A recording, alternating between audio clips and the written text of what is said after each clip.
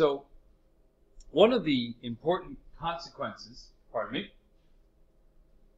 one of the important uses of this concept of work, or there you go, applications, that's a good word, of this concept of work is what we call mechanical advantage. I'll go with this as an example. So let's say, for example, that we're going to consider the following case. So more personal anecdotes to help you understand physics. So my granddad, good old Granddad Wellborn, God rest his soul, got a fever when he was 2 years old, back in whenever it was, 1920 or something, somewhere around there. Got a fever when he was about 2 years old, just learned to walk or so, for a few days, was very sick, and when he woke up, he never could walk again. He was paralyzed from the waist down. You all get your shots, hopefully. Unfortunately, he contracted polio. And the reason I bring this up is my granddad walked around on crutches with his legs just dangling there because they were useless. They didn't even touch the ground. He just walked around on crutches. I mean, when I say he walked around on crutches, he just had 2 sticks of wood and he would just walk. The man was enormous from the shoulder, right? He had tiny little legs because he never used them. And they were like little 8, but his upper body, dude. My dad always said, you just, when he yelled at you and it was time to get your beat, and you just went over there because you knew he'd remember, and someday you'd just get it worse. So the man was huge because he couldn't move. Right? Now, that was when he was younger. He used crutches. And now here's the thing. And by the way, we take all for granted like ramps and everything, which is, by the way, mechanical advantage is where I'm headed with this. But like he would go, people at work, where he worked, would have to carry him every morning 3 flights of stairs up to his office because there were no elevators, no ramps. My dad said he'd come home drunk sometimes and trip over the lip of the door and just fall on the ground and giggle. My grandmother apparently would put a blanket on him and just go to bed. He had professional ball players. Go to a ball game, he'd come in at the ground level, and his seats would be way up in the nosebleeds, and there were no ramps, just stairs. And he actually had Hall of Fame ball players would come over and pick him up and carry him up to a seat. Can you imagine that being done today? But anyway, I digress. So let's say we want to take Granddad back in the day. Needs to get from ground level to the entryway to some building. And let's say it's a meter or 2 up in the air. And so here's Granddad. And we'll say in his wheelchair. And when he was older, he was in a wheelchair. All right, I won't even try to grab Granddad. In fact, we're going to just represent my grandfather. Like I said, we're just going to represent that as a square because, let's face it, it's just easier to draw. So, there's Granddad. He needs to get, we'll say, 2 meters. And let's say he was a big dude, tiny legs notwithstanding. So let's say he had a mass of, let's say, 80 kilograms. 80 kilograms, right? Yeah, at least. Probably a little more, but that's all right. Actually, you know what? We'll make it simple. Granddad is, he doesn't care now, so we're going to call him 100 kilograms to make it easy. So he's 100 kilograms mass. Now, that means his weight, by the way, mg, would be 1,000 newtons, correct? So, in order to get Granddad to the entryway here, or up to the top of this rise, you could, if you wanted, grab him, lift him straight above your head, just press him, applying 1,000 newtons, right, to counteract his weight, 1,000 newtons, assuming you move him at constant velocity, that would be, all you need to do is 1,000 newtons, of force over a distance of 2 meters. And you would do 2,000 joules of work. And in fact, as we'll learn later, but it's not, you probably caught it before, so let's mention it now. This will make more sense to you later when we do gravitational potential energy. You would have taken from a gravitational potential energy, mgh, of 0, because we'll call down here 0, to also 2,000 joules. You would have given him, that work would have shown up as an increase of 2,000 joules of gravitational potential energy. So his original would have been 0 joules, and up here his mgh, by the way, would still be 1,000 times 2 meters, right? weight of 1,000, height of 2 meters. So notice, ends up being in gravitational potential energy, his work done. But let's face it.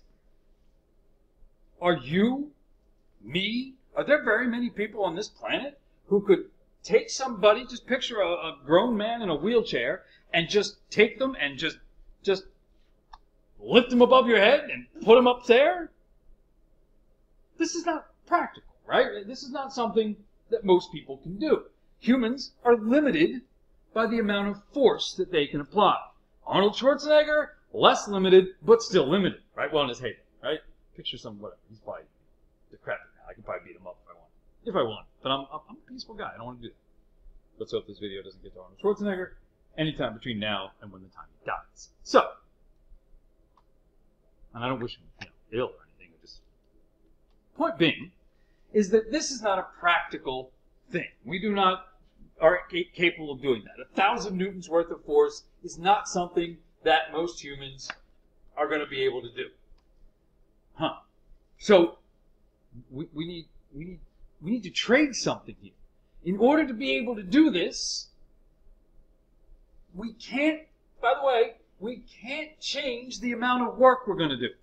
Because when he gets there, he's going to have that many joules of potential energy, and we would have done this much work. We have to do that much work to get him there. But can we mess around with how we do that work? Well, let's consider work. Work, force times distance. I'm not worried about the cosine of the angle, right? Work, force times distance.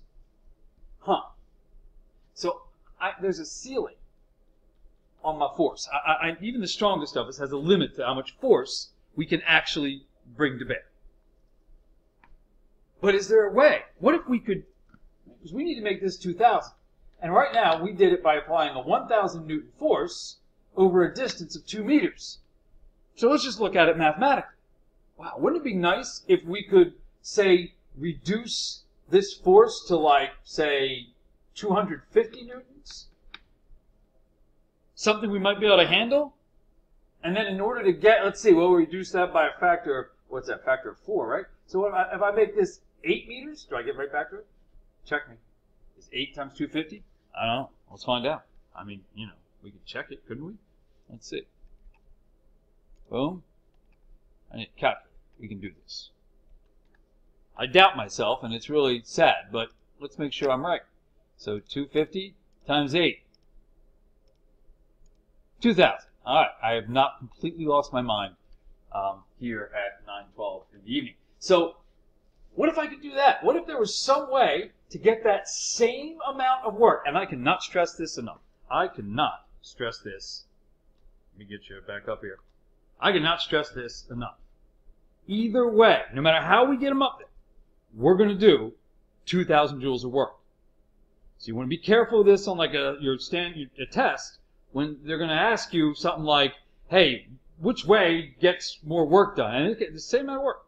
But we want to change the way we do. We want some sort of an advantage. We want a device that will give us the advantage of making it possible for us to do this. To do the same amount of work, but make it something we can actually do. So, now you all have already seen this coming, right? You're like, who the heck built a building and doesn't even put stairs there? And stairs are even a problem, right? But all of you, growing up in this age, it seems to be common sense that if you want to get Granddad here up to that height, what are you going to do? Well, if you haven't said it already, you'll realize in a moment, you are going to make a ramp, right?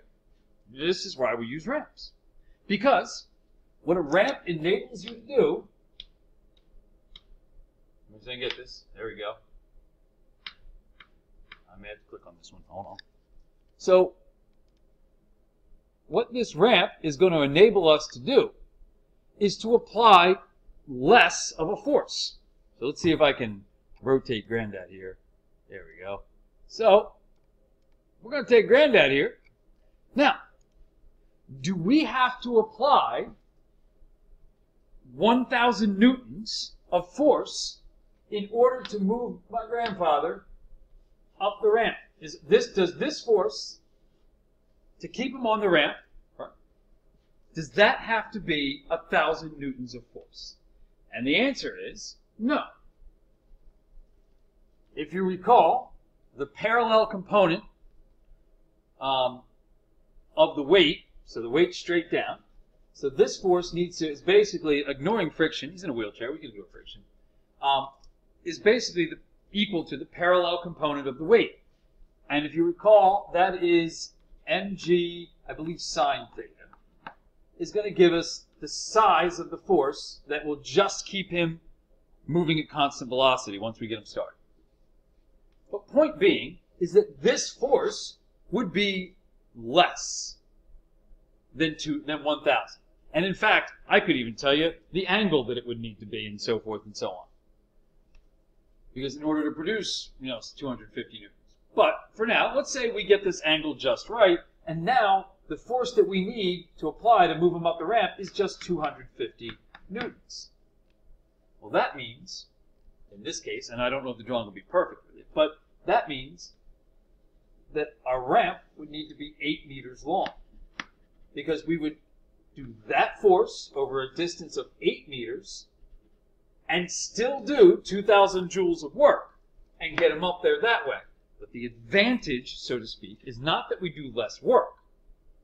It's that we use less force to do the same amount of work. And this is what mechanical advantage is all about.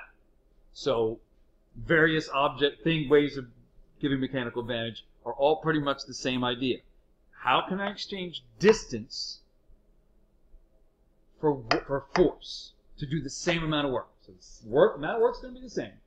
What are some creative ways that we can exchange force and distance? So, for example, systems of pulleys. They may allow you, in fact, remind me, we have class, I got a block and tackle, we can do a demonstration with this. They can enable you to hoist very heavy objects. But in order to raise them a few inches, you might have to pull 6 feet of rope through the pulley system. Distance, right, for getting more force at the end. A lever is the same idea. So when you think of a lever, you think of something like this scenario. So you have the ground, and you want to raise some large rock, and you want to lift it off the ground. Well, you put a fulcrum, say right about here. You put a lever, drive it underneath the rock a little bit, make our fulcrum bigger. Now, this gives you a mechanical advantage. You may only be able to push on this end of the stick, or the metal, whatever.